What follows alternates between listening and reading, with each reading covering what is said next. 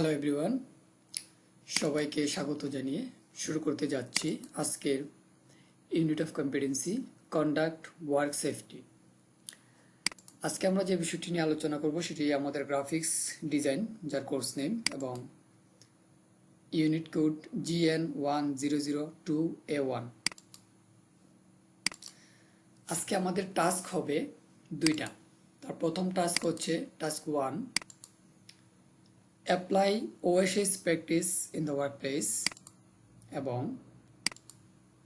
দ্বিতীয় task appropriate personal protective equipment। ওকে, আমরা next স্টেপে যাই। আমাদের লার্নিং আউটকাম হবে আজকের দুইটি স্টেপের মধ্যে। After watching this presentation slides you will be able to identify and protective safety standards in the workplace and define personal protective equipment। এই প্রেজেন্টেশনের পর যেটা আপনার মধ্যে জন্মাবে সেটা হচ্ছে আপনি জানতে পারবেন able to identify and practice, identify করতে পারবেন এবং প্র্যাকটিস করতে পারবেন ওয়ার্ক প্লেসে, এবং ডিফাইন করতে পারবেন পার্সোনাল প্রোটেক্টিভ ইকুইপমেন্ট হিসেবে আপনার কি কি লাগবে। টাস্ক 1 এর মধ্যে আমরা যেগুলো পাবো সেগুলো হচ্ছে the following must be provided by the employer. একজন এমপ্লয়ার বা নিয়োগকর্তার মাধ্যমে একজন কর্মচারীদের জন্য সে কি কি প্রোভাইড করবে, এখানে লিস্টগুলো আমরা দেখতে পাবো। যেমন এখানে দেওয়া আছে appropriate seats, lighting and ventilation. আমরা যখন কোনো কাজ করতে যাব বা যখন একজন নিয়োগকর্তা তার এমপ্লয়ারদেরকে কাজ দিবেন তখন তখন উনি appropriate seats, lighting and ventilation মানে তার সিটের ব্যবস্থা এবং লাইটিং এর ব্যবস্থা এবং আলো বাতাস যাতে থাকে সেই ধরনের ব্যবস্থা করে দিবেন employee. Adequate passageways, exit and fire fighting equipment. যেমন যে কোনো প্রতিষ্ঠানে যদি কোনো আগুন বা এই ধরনের কোনো অকারেন্স ঘটে তার জন্য পর্যাপ্ত যাতায়াত ব্যবস্থা থাকতে হবে এবং আগুন নিবানোর মতো যন্ত্রপাতি থাকতে হবে। 3 নম্বরে separate toilet facilities and lockers for man and women. Man and উইমেনের জন্য আলাদা আলাদা টয়লেট ফেসিলিটিস থাকতে হবে এবং লকারের ব্যবস্থা থাকতে হবে। 4 নম্বর যদি আমরা দেখি appropriate safety clothing like protective gear, mask, helmet, safety boots, coats or goggles. এই বিষয়গুলো এমপ্লয়ার থেকে প্রোভাইড করতে হবে। Medicine, medical supplies or first aid kits. Medicine, medical supplies যত ধরনের ওষুধপত্র আছে এবং মেডিকেল সার্ভিস আছে এগুলো এমপ্লয়ীদেরকে প্রোভাইড করতে হবে। Free medical and dental services and facilities. Free medical এবং ডেন্টাল সার্ভিস এমপ্লয়ীদেরকে দিতে হবে। তারপর যে বিষয়টি আমরা দেখবো এখানে safety measure to be observed within the premise of establishment. যখন কোনো প্রতিষ্ঠান তৈরি করতে হবে তারপরেই যে বিষয়গুলো মাথায় রাখতে হবে যে ওই প্রতিষ্ঠানে বিশেষ করে বিল্ডিং প্রাঙ্গণে কোন ধরনের সুবিধা বা সুরক্ষা সিম্বলগুলো দৃশ্যমান রাখতে হবে। যেমন আমরা এখানে কিছু ইমেজ দেখে নিই, স্টপ, ডো নট এন্টার, এরকম কিছু সিম্বল রাখতে হবে যাতে দিনের বেলায় এবং রাত্রের বেলায় এগুলো দেখা যায় এবং ফলো করা যায়। ইয়েল্ড সিম্বল, তারপর হ্যান্ডিক্যাপ যারা আছে, বিশেষ করে যারা প্রতিবন্ধী আছে তাদের জন্য প্রতিষ্ঠানে যাতে সুন্দরভাবে রাস্তা করে দেওয়া হয়, তাদের যাতায়াতের জন্য যাতে কোনো অসুবিধা না হয় সেই দিকটাও কর্তৃপক্ষকে খেয়াল রাখতে হবে। তারপর আসি responsibilities of employers and employees under OSH। OSH হচ্ছে occupational safety and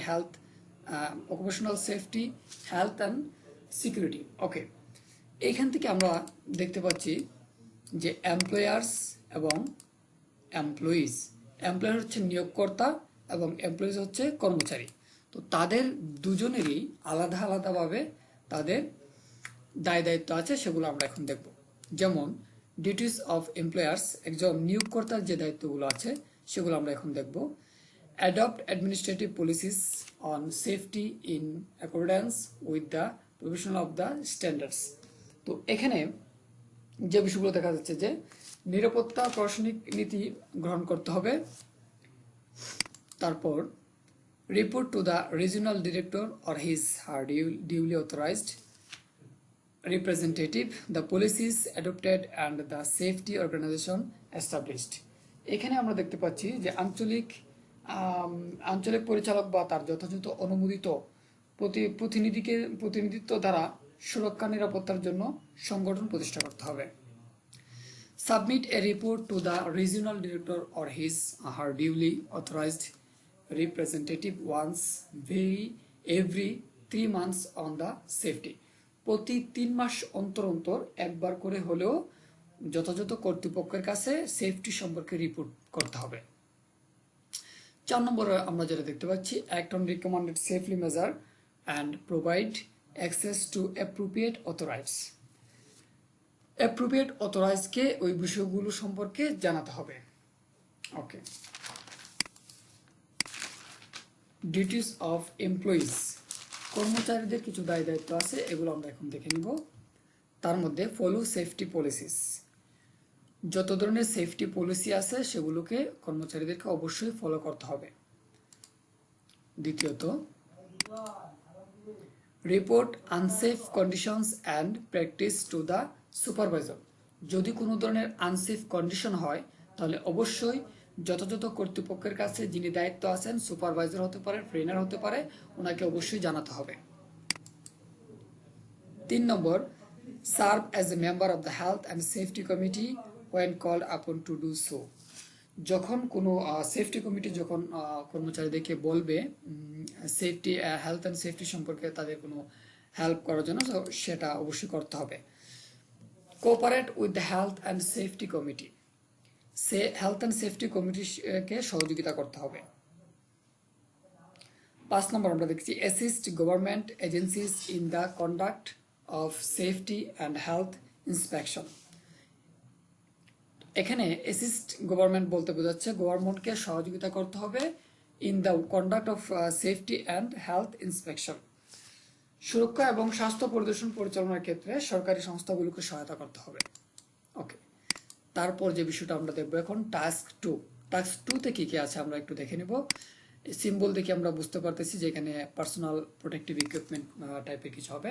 personal protective equipment বা পিপিই বিষয়টা কি আমরা দেখে নেব। What is PPE? PPE or personal protective equipment is any clothing, equipment or substance designed to protect a person from risks of injury or illness. এখানে আমরা দেখতে পাচ্ছি পিপিই বা পার্সোনাল প্রোটেক্টিভ ইকুইপমেন্ট হচ্ছে এমন একটা জিনিস, যেমন ক্লোথ বা ইকুইপমেন্ট, যা হচ্ছে design to protect a person, একজন মানুষকে এটা এমনভাবে ডিজাইন করা হয়েছে যে একজন মানুষকে সে প্রোটেক্ট করবে কোনো রিস্ক থেকে, অথবা কোনো ইনজুরি থেকে, অথবা কোনো ইলনেস থেকে। এমপ্লয়ি পিপিই মে ইনক্লুড, পার্সোনাল প্রোটেক্টিভ ইকুইপমেন্টে যে যে বিষয়গুলো ইনক্লুড করা যায় তার মধ্যে ইয়ার মাফস অ্যান্ড ইয়ার প্লাগস। ইয়ার মাফস আমরা দেখতে পাচ্ছি, ইয়ার মাফস, তারপর হচ্ছে ear plugs, eye and face protection, eye and face প্রোটেকশনের জন্য গ্লাস, গুগল গ্লাস, তারপর হচ্ছে ফেস প্রোটেকশন। তারপর আমরা দেখতে পাচ্ছি safety helmets and sun heads, safety helmets use করা যেতে পারে, gloves and safety boots, hand gloves অবশ্যই ইউজ করতে হবে। ক্লোথিং সাচ অ্যাপ্রনস ইউনিফর্ম, যেমন এখানে অ্যাপ্রন দেওয়া হচ্ছে, এরকম অ্যাপ্রনস যে যে সেক্টরে যে ধরনের অ্যাপ্রনস লাগে সেই অ্যাপ্রনসগুলো আমাদেরকে ইউজ করতে হবে। সবাইকে অসংখ্য ধন্যবাদ দিয়ে আজকের এই ইউনিট অফ কম্পিটেন্সি এখানে শেষ করছি। ইনশাল্লাহ কথা হবে নেক্সট কোনো ইউনিট অফ কম্পিটেন্সি। সেই পর্যন্ত ভালো থাকুন, সুস্থ থাকুন, আল্লাহ হাফিজ।